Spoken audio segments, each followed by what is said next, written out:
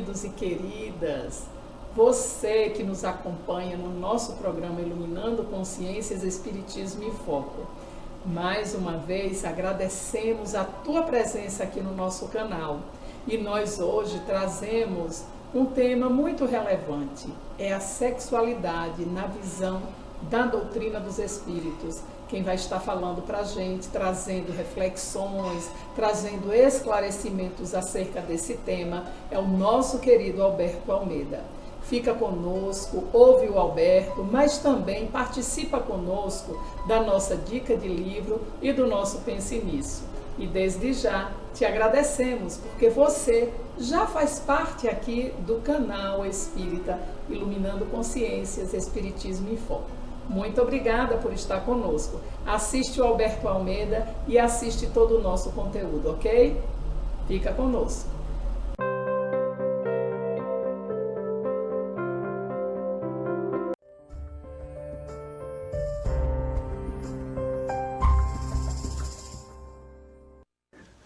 A sexualidade, dentro de uma perspectiva espírita, ela transcende uma visão que está muito reduzida no contexto da sociedade do modo geral, quando torna o sexo sinônimo da genitália. Para o espiritismo, sexualidade é energia. A expressão dessa energia provém da natureza espiritual do ser. Foi o que os espíritos responderam a Allan Kardec quando indagou em O Livro dos Espíritos, na questão número 200. Há sexo nos espíritos? E os espíritos responderam, não como entendeis, porque para isso seria necessário um organismo, uma organização. Há entre eles amor e simpatia, baseado na concordância dos sentimentos. Significando, portanto, de que o espírito, ele em si mesmo não é homem nem é mulher, mas detém a possibilidade da bipolaridade sexual, manifestando-se pela reencarnação, ora como homem, ora como mulher. Portanto, a sexualidade, ela traz a sua origem enquanto energia do ser espiritual e se expressa através de todo um aparato físico, neuro, hormonal, circulatório, genital, portanto. Essa manifestação da sexualidade encontra uma das suas expressões através do corpo pela mediação da cópula, pelo exercício da sexualidade propriamente dita na transa sexual, usando uma linguagem coloquial. Para os espíritos, além dessa busca do encontro sexual motivada, posta pelo prazer e que objetiva a reencarnação, a reprodução da espécie, os espíritos assinalam duas outras funções a que essa energia se propõe. Uma, que é a troca desse conteúdo magnético entre os parceiros que se relacionam em regime de afetividade e de confiança. Quando duas pessoas se confiam uma à outra, segundo o espírito Emmanuel postula no livro Vida e Sexo, psicografado por Chico Xavier, trava-se entre a dupla este circuito energético, no qual, em regime de reciprocidade, os parceiros trocam alimento afetivo. A quarta função, objetivação da energia sexual, é dotar essa energia de possibilidades criadoras, mas não de corpos, mas sim de campos na área da arte, da cultura, da beneficência, na área da profissão, quando você utiliza essa energia criativa e realoca, não através do sexo propriamente dito, mas através de ações criadoras que detêm, embutem a energia sexual. Numa linguagem freudiana, seria a sublimação da energia sexual. Numa linguagem psicológica de Roberto Assagioli, seria a transmutação da energia sexual. Na linguagem espírita, é essa canalização da energia para outros fins criativos. Portanto, a energia sexual, a sexualidade propriamente dita, ela transcende muito o sexo físico posto pela biologia.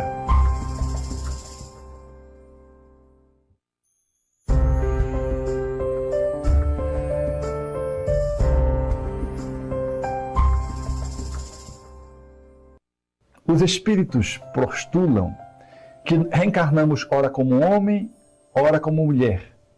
E trazemos, portanto, o fenômeno da bissexualidade, fazendo parte da nossa contextura evolutiva. O homossexualismo, igualmente, revela, portanto, essa movimentação do espírito que aqui e acolá estabelece movimentos, ora na masculinidade, ora na feminilidade. Por isso, Emmanuel, quando trata da questão no capítulo homossexualismo, na obra citada, diz que nenhum ser humano na Terra pode se considerar absolutamente viril, homem, macho, ou absolutamente feminil, porque nós trazemos essa mistura de possibilidades. A homossexualidade, ela se coloca dentro do mundo, revelando, portanto, a luz da reencarnação, que enriquece os conteúdos de análise psicológica, como sendo o grande viés para que se possa entender essa dinâmica que se apresenta na atualidade e de forma crescente, segundo o espírito Manuel Filomeno de Miranda, e que se espalha na Terra, convidando os sexólogos, psicanalistas, aqueles que lidam com o comportamento humano e a sociedade em geral, a poder entretecer uma avaliação que seja mais profunda. É que nós trazemos a heterossexualidade, é que nós trazemos a homossexualidade, é que nós trazemos a bissexualidade, é que nós trazemos muitas vezes uma anestesia da nossa energia sexual, num profundo bloqueio, como se fôssemos seres assexuados. São manifestações dessa pulsão da energia sexual que está relacionada não só à nossa história de vida atual, mas, e sobretudo, ao acervo que trazemos de experiências anteriores. Muitas vezes encontramos um comportamento de natureza homossexual adstrito a uma causa logo aqui nessa existência, quando, por exemplo, pessoas são colocadas dentro de um ambiente de confinamento do mesmo sexo e ali, confinadas, se usam sexualmente, nos casos dos abrigos, nas prisões, às vezes nos centros que recolhem adolescentes, no sexo masculino do lado, feminino do outro. Às vezes a iniciação da sexualidade se estabelece nesse regime de promiscuidade e ali está, muitas vezes, a matriz de um comportamento homossexual que se estabelece na idade adulta. Quantas vezes, avaliando também as causas, percebemos, por exemplo, uma mulher que foi violada pelo próprio pai e que cria uma relação de ruptura com a sexualidade masculina e que, portanto, não cede para uma interação afetiva heterossexual em função de um trauma pré-estabelecido no seu psiquismo quando na infância. Outras tantas comportamentos envolvem posturas que se passam dentro da homossexualidade circunstancialmente. Às vezes, atitudes do vazio existencial, às vezes a busca de prazeres que levam pessoas a experimentarem a homossexualidade. De outras circunstâncias, vamos encontrar processos mais profundos que estão relacionados a outras vidas, quando espíritos reencarnam e que incidiram delituosamente no desrespeito ao sexo, para que haja um mecanismo de contenção, são levados a reencarnar no sexo morfologicamente diferente do seu psiquismo e, portanto, apresentam um descompasso, porque mudam de corpo, mas trazem um comportamento sexual desequilibrado e desequilibrante de uma outra vida e faz uma viagem para o outro corpo como um mecanismo de contenção. Emmanuel chama que esse corpo funciona para esse espírito de prisão. É uma das modalidades que vamos encontrar naqueles chamados homossexuais egodistônicos, que numa linguagem médica estão catalogados como um processo de desequilíbrio, de transtorno do comportamento em função de uma sexualidade que não está ajustada ao eu.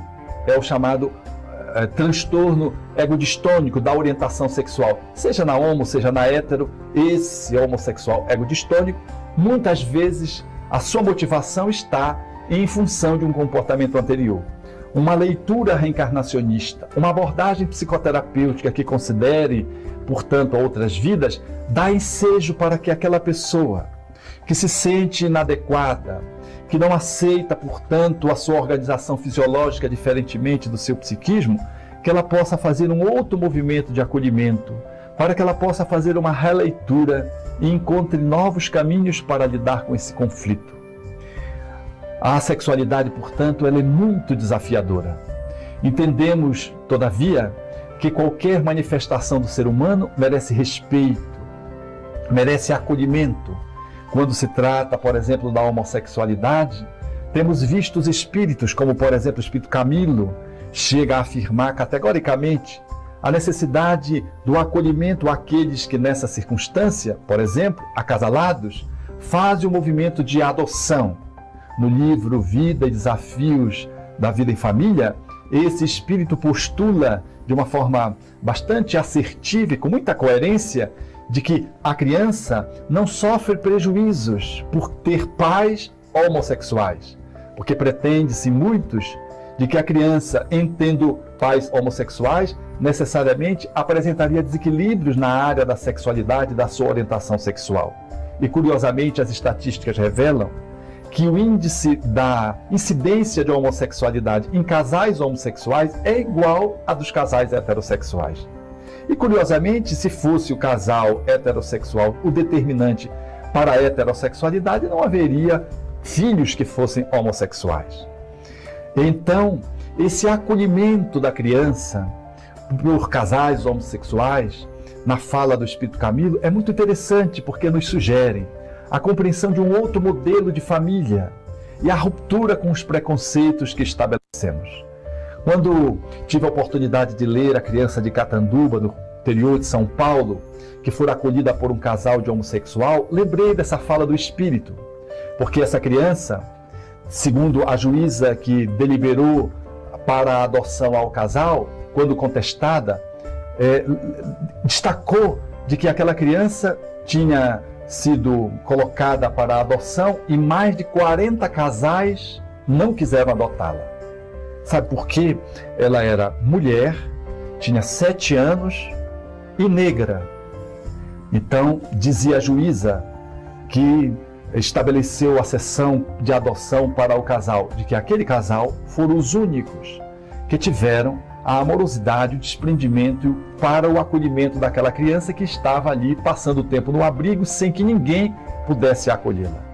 A cidade toda referendou o casal, que tinha uma conduta moral, respeitável, do campo da cidadania, na conta de cabeleireiros que eram, e a reportagem estabelecida em torno da criança mostrava a criança com um lar.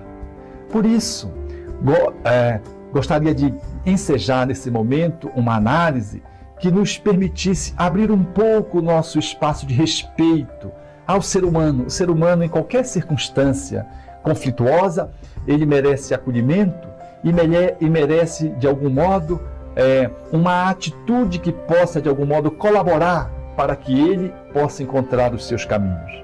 Se ele traz uma heterossexualidade egodistônica, uma homossexualidade egodistônica, o Espiritismo é farto de possibilidades de ajuda, através de uma visão profunda do sentido de vida, de uma ética centrada na amorosidade, através da ajuda da fluidoterapia do passe, da água magnetizada, dos tratamentos espirituais de desobsessão, ensejando-nos, portanto, uma psicologia de orientação espiritista que abre espaço para que o ser possa se encontrar e fazer as melhores escolhas para o seu destino. E a nós outros cabe-nos o respeito, não a vaia, nem o achincalhe, nem a condenação. O silêncio e o respeito.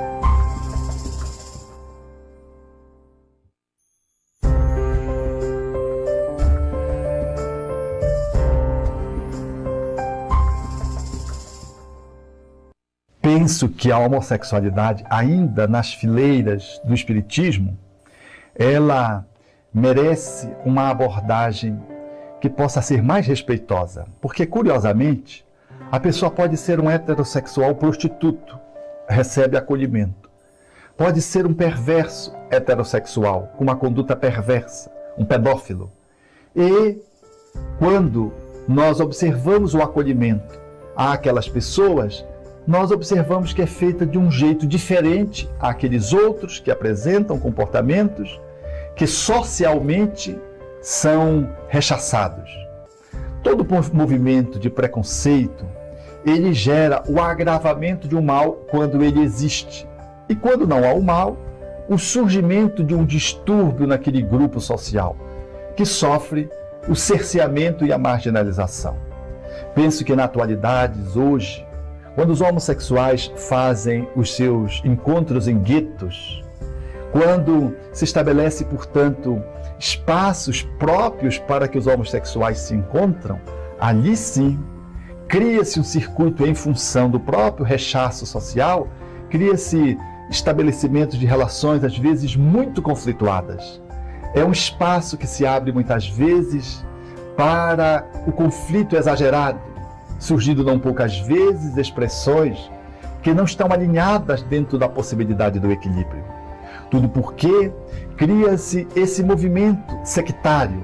O mesmo efeito com relação aos negros, o mesmo efeito com relação a outras minorias que se posicionam. Penso que a sexualidade, em sendo uma energia, ela pode ser trabalhada.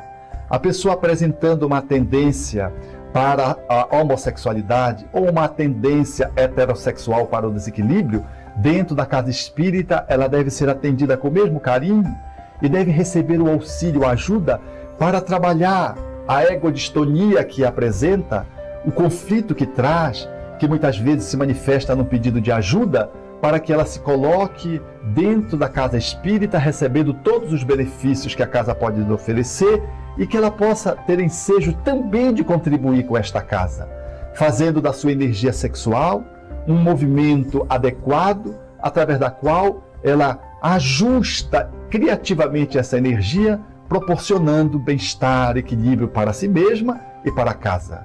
Uma energia sexual desbordante, desequilibrante, quando colocada na área social, no serviço de atendimento à infância, por exemplo, ou assistência social, no serviço assistencial e promocional espírita, é de grande valia, porque o ser desafoga aquela energia turbulenta que traz muitas vezes do passado num sexo desalinhado e agora vai encontrando mecanismos reeducativos para a sua hetero ou homossexualidade que se manifeste egodistonicamente.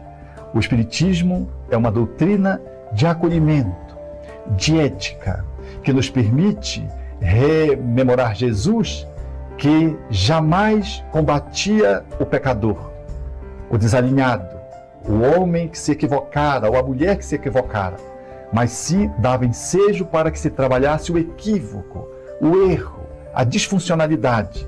O Espiritismo, portanto, deve acolher o ser e ajudá-lo para que ele encontre o seu próprio caminho. Porque só sabe de si, da sua sexualidade, quem vive com ela.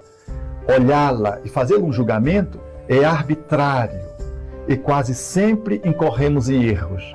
É melhor olhar, silenciar e oferecermos-nos enquanto ajuda para que aquele ou aquela que busque a casa espírita apresentando algum reclamo de educação na área da sexualidade, seja por uma inclinação à pedofilia, ao exibicionismo, ao travestismo, às cirurgias, às vezes mutilantes no âmbito da sexualidade, ou seja porque apresente uma sexualidade egodistônica, ele encontra na casa espírita apoio e ajuda para o seu movimento reeducativo interior.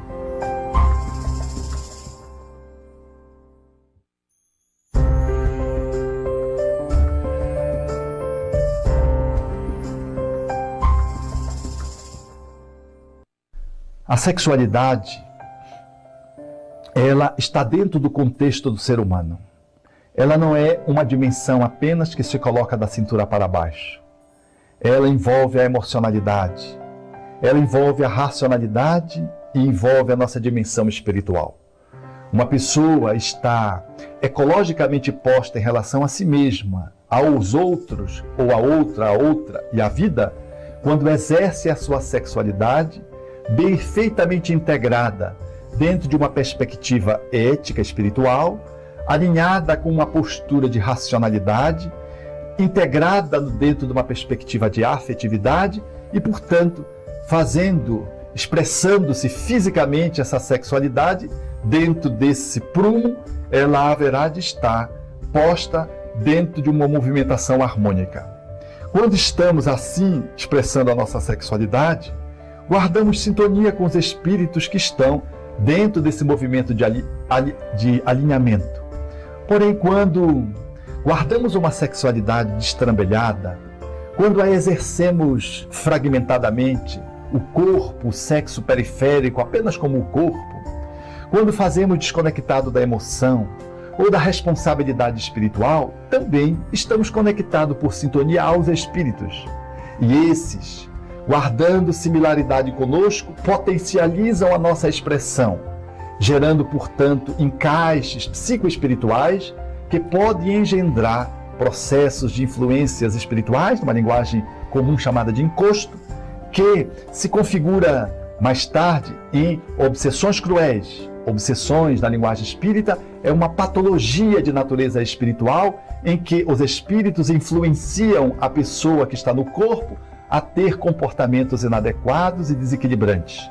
Resultado de uma sintonia, de um encaixe, de um processo natural de engajamento um com o outro. A sexualidade, portanto, quando exercida num baixo nível, em nível de vulgaridade, de banalidade, quando manifesta nas suas distorções, nas suas disfuncionalidades, ela abre espaço para essas conexões negativas e trava-se processo de influenciação espiritual, aonde aquele que exerce o sexo o faz em companhias indesejáveis, apresentando compulsões sexuais, apresentando muitas vezes taras, às vezes culminando com as drogas para condimentar o gozo que se vai exaurindo e às vezes avança para atitudes agressivas, psicopatológicas, culminando às vezes em processos psiquiátricos graves de psicopatias envolvendo a sexualidade.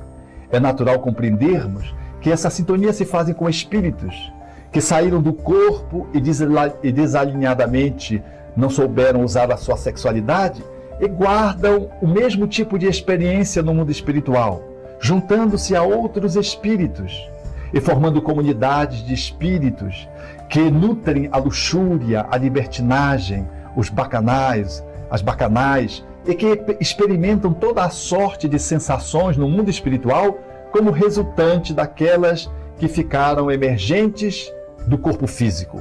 Guardam, portanto, levam essas mesmas sensações corpóreas para o mundo espiritual.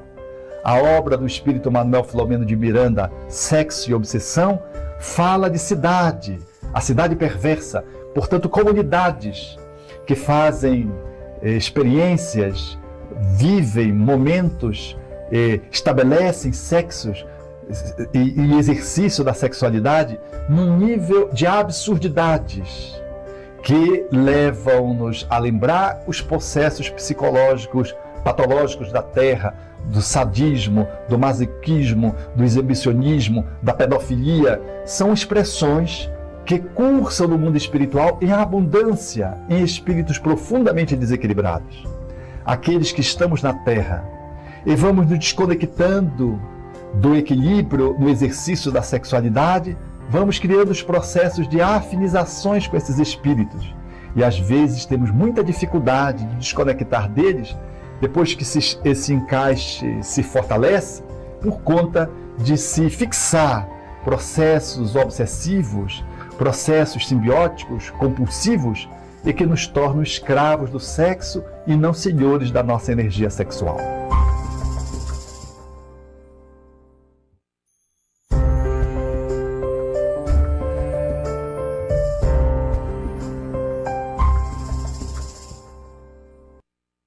Quanto à sexualidade ser exercida antes ou depois das núpcias, essa é uma questão que está muito bem posta pelo espírito Ivan de Albuquerque, quando trata a questão assinalando de que o ser humano é responsável pelo uso da sua sexualidade.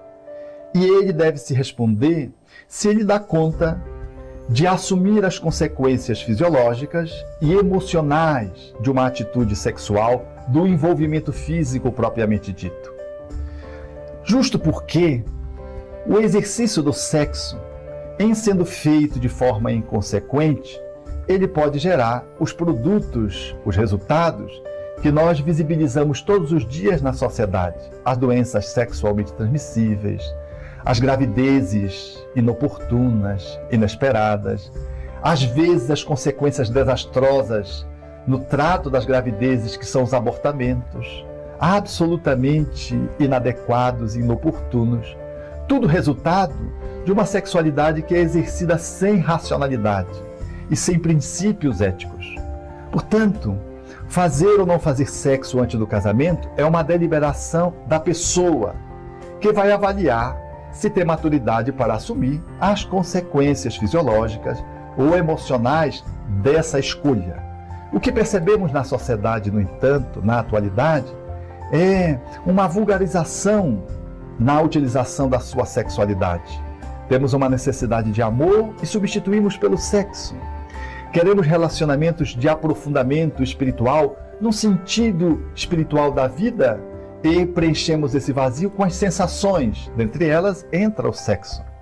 Por isso percebemos os jovens, na atualidade, nas ficadas, que incluem muitas vezes o sexo, aonde não há sequer o mínimo processo de conhecimento um do outro, portanto um sexo absolutamente irresponsável, inconsequente, incongruente. Outro dia atendi uma jovem que me procurou deprimida e tratava-se, depressão estava muito melhor, e quando eu lhe perguntei por quê, no início da sessão, ela me narrara que acordara com um homem em casa. Eu achava que era um assaltante. E ela então disse, não, eu também achava, porque quando eu vi, mas ele estava deitado na minha cama. E eu disse, o que você está fazendo aqui? Ele se espichou, se espreguiçou, disse, calma, calma. Eu vim apenas trazer você para casa. Como você entrou aqui? Eu entrei com você, ele disse. E ela então trouxe o drama. Ela tinha ido à festa com a amiga, inclusive telefonou para a amiga, ato contínuo, a que o homem saiu de casa, o rapaz, telefonou para a amiga para saber o que tinha acontecido na festa, e a amiga disse, mana, você bebeu muito, depois você começou a dar em cima do meu noivo, e depois eu não sei o que aconteceu. Ela bebeu demais, e naturalmente foi ser deixada pelo seu acompanhante na sua própria casa, dormindo aquela noite à mesma cama, numa experiência que se repete todos os dias. Costumo dizer que na atualidade, sobretudo aos jovens, estabelece um relacionamento sem rosto, porque os encontros habitualmente são feitos num espaço onde tem muito som, onde tem pouca luz e onde não há diálogo. Há um vazio interno. O processo da sedução amorosa parece que cedeu. As pessoas embebedam-se, usam drogas e estabelece uma aproximação da boate, e quando se dão conta, elas estão fazendo encontros químicos, porque não sabem quem é uma a outra, não se apresentaram, não conversaram, e daquele encontro, daquela ficada, muitas vezes saem para o motel, caracterizando o momento da atualidade, onde o sexo ficou banalizado, e ele, de algum modo, tem sido prostituído. Não estamos fazendo aqui uma fala puritana, nem de um sexo que seja algo fora da humanidade, fora da natureza, e de que as pessoas efetivamente só devem estabelecer um relacionamento sexual e somente e exclusivamente pós uma vinculação de conjugalidade. Quero falar e quero assim me expressar para mostrar como nós perdemos a direção do uso da nossa energia sexual. Nós colocamos uma bola espacial na atmosfera, mas não conseguimos canalizar a nossa energia sexual. Fazemos uma usina diante de uma grande cachoeira, como Tucuruí, como aqui no sul do país. No entanto, não conseguimos colocar uma empresa, uma usina capaz de gerir a nossa energia sexual. Somos incompetentes para lidarmos com essa pulsão da libido, porque nos falta elementos de moral, éticos, falta uma filosofia de vida, falta nos respondermos quem somos nós, porque o sexo é o ingrediente que brota do espírito, mas o sexo não está para que o espírito, a pessoa, se coloque como objeto sexual. É o sexo que é uma energia que o espírito tem que usar, canalizar. Infelizmente, o sexo tem sido posto como objeto, quando muito como sujeito.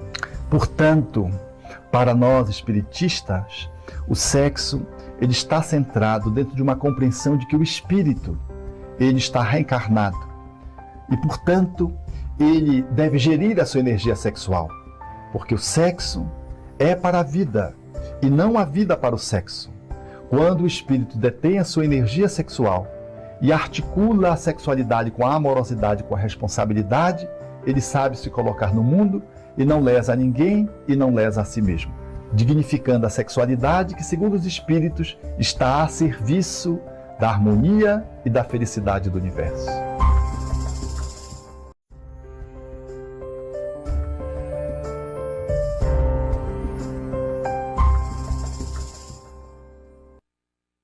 Pedofilia exige tratamento médico, psiquiátrico, psicológico e espiritual. Representa um desequilíbrio do espírito reencarnado e que se envolve de uma forma absolutamente anômala numa sexualidade absolutamente deformante. Exige-se, portanto, um atendimento de natureza profissional, específica, nos técnicos que devem apoiar e tratar essa disfunção, essa patologia psiquiátrica e todo um suporte de natureza espiritual para que esse espírito possa reformular as bases morais com que deva se colocar diante do sexo.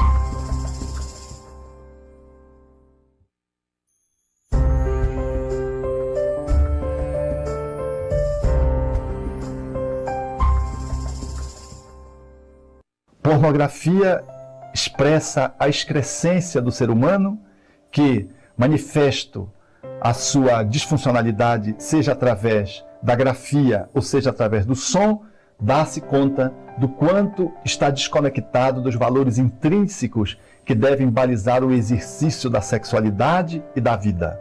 A pornografia é efetivamente um grito do ser humano pedindo ajuda, enfeiando o mundo através de uma atitude disfuncional. Pornografia, ela traduz de algum modo um diagnóstico de como aquela pessoa está. Quando ela escreve numa parede de um banheiro, por exemplo, ou de um caderno, ela está grafando a sua própria assinatura, demonstrando que ela está precisando rever-se, está precisando de tratamento.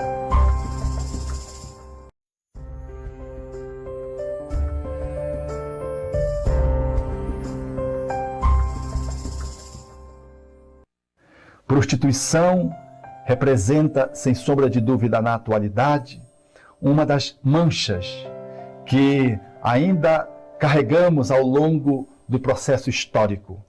A relação mediante o comércio paga, portanto, que se coloca, seja como os garotos e garotas de programa, os acompanhantes, traduzem o quanto nós ainda estamos em busca de preencher a nossa afetividade. A emoção, o sentimento e a amorosidade, em sendo desconsiderada, gera um vazio interno. E a prostituição, ela entra como um expediente na tentativa de preencher esse vazio, determinando uma sede maior. Tentar trabalhar o desequilíbrio através do uso da prostituição, prostituindo os outros, é tentar dessedentar-se tomando água salgada.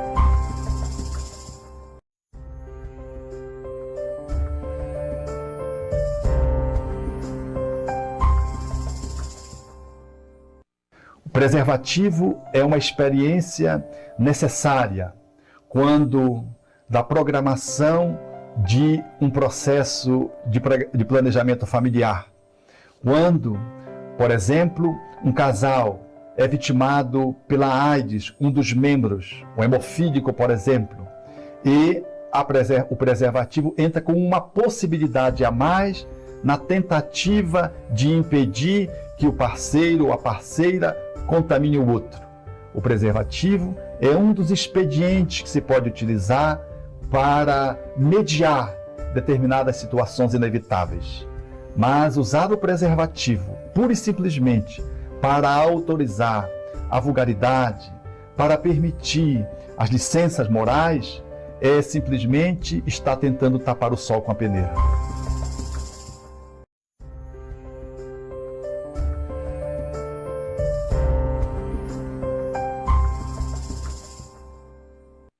Pílula do dia seguinte é utilizada com objetivo abortivo e, portanto, ela representa um atentado contra a vida. Mesmo sendo dita ou prescrita ou anunciada como sendo uma tentativa de anticoncepção, ela efetivamente é usada por adultos e jovens, objetivando a inviabilidade de uma gravidez que pode ter acontecido naquela noite, no encontro sexual, quando da mulher estando fértil. Logo, ela deve ser excluída como processo de planejamento familiar, porque não é usada como anticonceptivo, e do ponto de vista abortivo, nós espiritistas somos frontalmente contra toda e qualquer medida que promova o aborto, salvo numa exceção, quando a mulher corra risco de vida.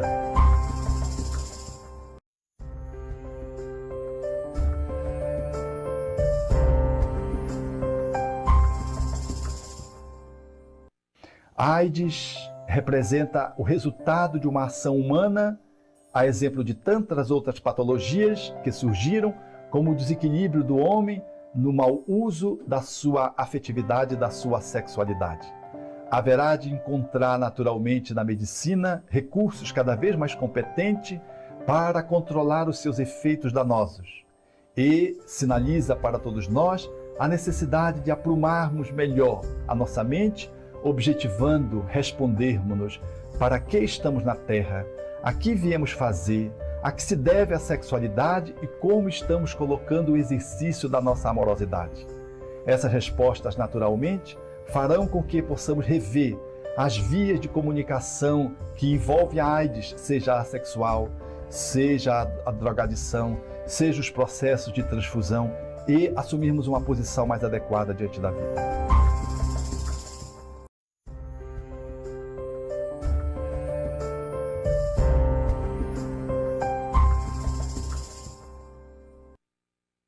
Sexo ideal é a proposição que está posta por Emmanuel no livro Vida e Sexo, quando, na sua introdução, define de algum modo a postura do Espiritismo de uma forma genérica em relação à sexualidade. Diz ele, em torno da sexualidade, é justo sintetizarmos todas as digressões em não proibição, mas educação.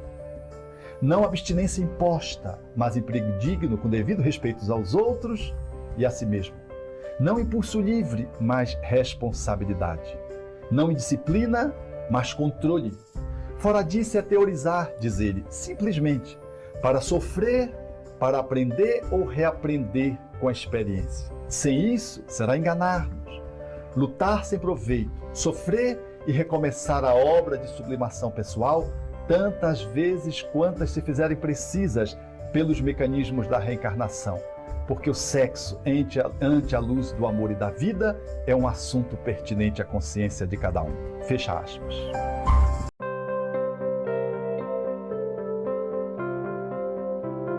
O livro Sexo e Destino é de 1963, portanto já tem 54 anos. Será que o seu conteúdo continua atual? Quem vai responder isso para nós é Marco Leite. Atualíssimo. Se nós formos ver, o que é que o livro trata? Da questão do sexo e das características ou consequências do sexo, quando ele é bem utilizado ou não bem utilizado nessa vida. E o interessante desse livro é que ele nos passa uma coisa primordial na psicografia de Chico Xavier, quando ele dividia a psicografia com Valdo Vieira. O livro é dividido em duas partes. A primeira parte, Valdo Vieira escreveu os primeiros capítulos. A segunda parte, Chico Xavier, pelo mesmo espírito que André Luiz, dando a continuidade de toda a história. No primeiro momento, o que é que André Luiz nos faz? Ele conta a história de uma família que utilizava mal a sexualidade, falando de traição, dos descalabros, da promiscuidade e as consequências espirituais em cima disso tudo. Na segunda parte, André Luiz vem, pela psicografia de Chico Xavier, nos falar de uma questão espiritual, inclusive do instituto espiritual, onde as pessoas que cometem erros, desvios aqui na Terra, terminam indo no plano espiritual para se prepararem para a próxima reencarnação, para não cometerem os mesmos desvios e terem os cuidados devidos na questão sexual. Um dos pontos interessantes é que André Luiz nos fala que mesmo as pessoas que são preparadas para a vida sexual numa próxima reencarnação, percentualmente 34% de cada 100, né, ou de cada grupo que é preparado, 34% das pessoas terminam voltando à condição, depois da reencarnação, em piores condições, para ver como é difícil, às vezes, o equilíbrio na condição espiritual. Quando nós lemos esse livro, nós vamos ver exatamente essa questão. Como é que a espiritualidade trabalha, como é que nós, enquanto encarnados, devemos encarar o sexo como um ponto do nosso processo evolutivo e como é que a gente pode aproveitar a espiritualidade para nos auxiliar na utilização ideal para o qual nós estamos aqui, na situação da nossa evolução espiritual. Ou seja, o sexo é divino, ele deve ser utilizado para a nossa evolução. André Luiz nos traz, no primeiro momento, as pessoas que estão utilizando exatamente de maneira inversa. Ou seja, é atual porque nos chama a atenção de como nós devemos nos comportar tendo exemplos de pessoas que não souberam utilizar de maneira correta.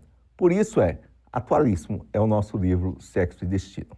Pela resposta de Marco Leite, a gente logo fica interessado em ler o livro Sexo e Destino. E é o convite que a gente faz para todos vocês. Leiam Sexo e Destino, de André Luiz, psicografia de Francisco Cândido Xavier e Valdo Vieira, publicação da Federação Espírita Brasileira.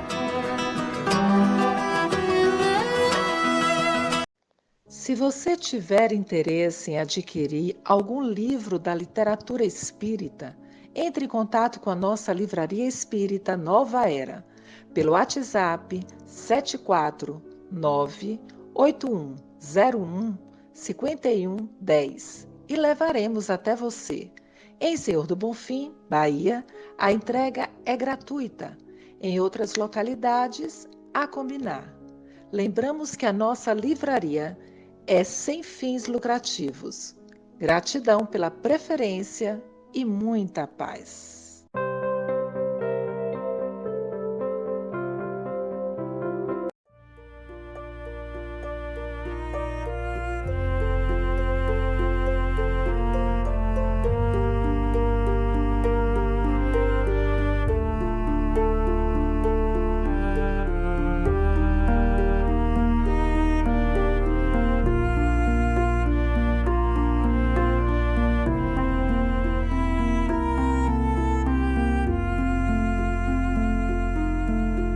Aceita a própria vida, buscando melhorá-la. Abraça os que te cercam, doando-lhes auxílio. Se a aprovação chegou, acata-lhes os ensinos. Ser fiel a ti mesmo, serve, segue e não temas, nada exijas, trabalha, não condenes, constrói, se te aceitas como és, Deus te fará feliz.